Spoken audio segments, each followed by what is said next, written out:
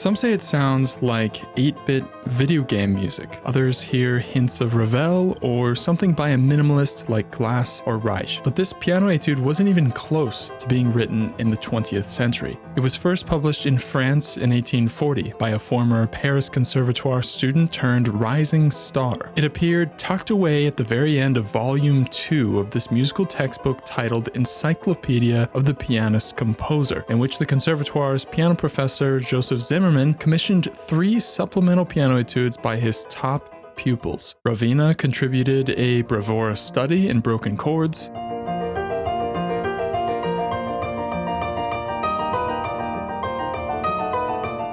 while Prudhon offered one in arpeggios.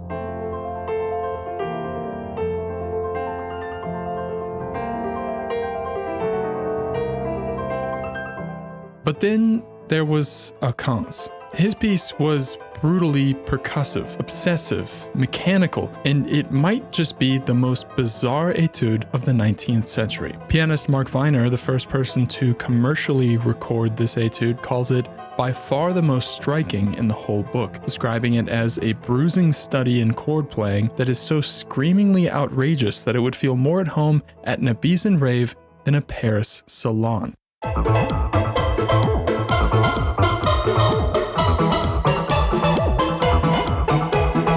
But what exactly makes this music sound so out of place? At the center of its design is a rhythmic figure that resembles a modified drum rudiment called a paradiddle. Traditional paradiddles have a stroke pattern of right, left, right, right, left, right, left, left.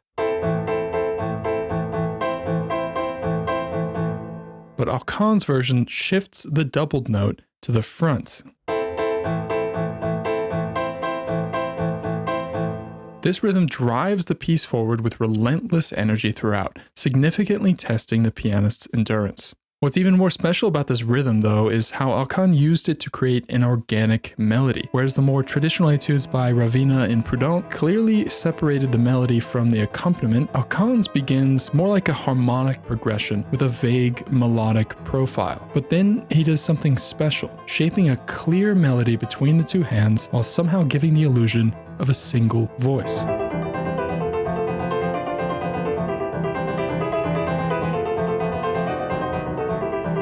These percussive, full-fisted chords form an impossibly elegant, almost pop-like tune that sounds like nothing else of its time. But there's another layer to this etude's strange appeal. Listen to the right hand and see if you can hear it.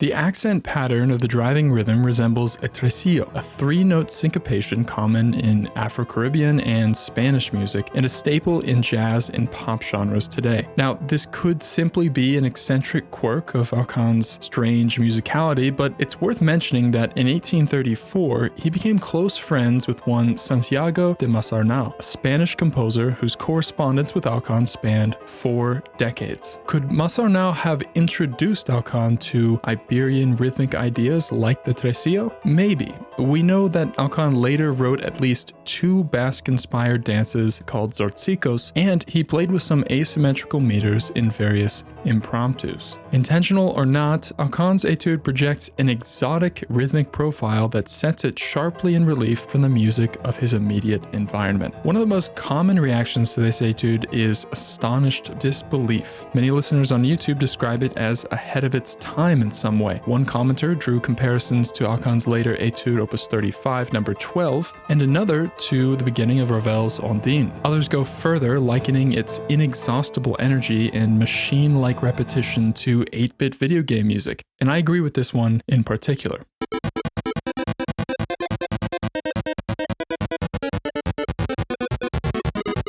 For others, the repeated E at the beginning of the etude brings to mind Moszkowski's Rhapsody Espagnole, and of course the notorious meme piece, Rush E. A few have even mentioned minimalists like Philip Glass and Steve Reich, whose phase works have striking resemblances to Alkan's repetitive rhythmic figuration. Clearly, Alkan struck an unusually resonant chord, or in this case, about 1,500 of them by my rough math. Whereas many 19th century etudes tried to address a known technical problem, Alkan's introduced a new one. The fact that it sounds so much like music written over a century later is a testament to his radical imagination. Alkan pushed rhythm to the foreground, let repetition shape the music, and blurred the line between melody and mechanics. The result was a piece that still sounds jarring to 21st century ears. And to a conservatoire student in 1840, perhaps it was absolutely terrifying. So was this the most bizarre piano etude of the 19th century? It certainly has my vote, but let me know in the comments if there are any other contenders that I should know about.